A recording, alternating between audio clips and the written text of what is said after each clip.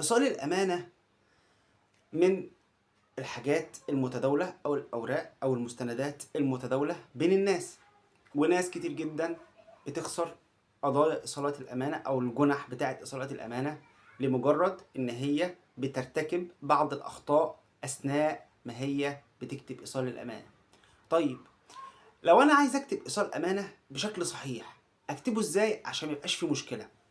أول حاجة، إيصال الأمانة المفروض بيبقى فيه 3 أطراف، اللي هو الشخص اللي هو بيسلم او اللي استلم الاول اللي هو استلمت انا مبلغ وقدره كذا من السيد فلان اللي هو الدائن اللي هو بيدفع الفلوس، والشخص الثالث اللي المفروض هتتسلم له او اللي هو هيستلم الفلوس صاحب الحق.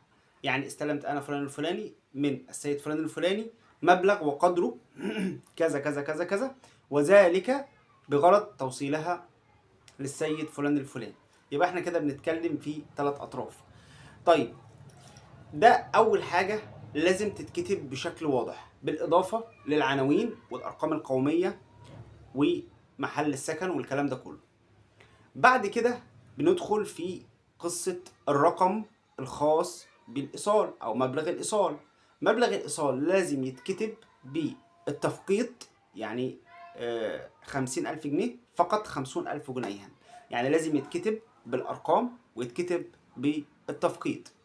ده بالنسبة لإيصال الأمانة. طب إيه الحاجات اللي إحنا نخلي بالنا منها وإحنا بنكتب إيصال الأمانة علشان ما يحصلش مشكلة ونتفاجئ بعد كده إن إحنا لما نيجي نرفع إيصال الأمانة يبطل أو يبوظ؟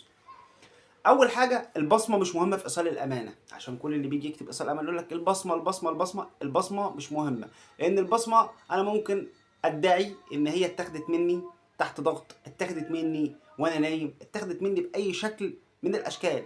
فبالتالي أنا بقول لحضرتك البصمة مش مهمة علشان خاطر إن حضرتك تبقى مهتم جدا بالبصمة. اللي يهمني في إيصال الأمانة التوقيع، المهم إن الشخص يكون موقع على إيصال الأمانة ويكون مالي إيصال الأمانة بإيديه.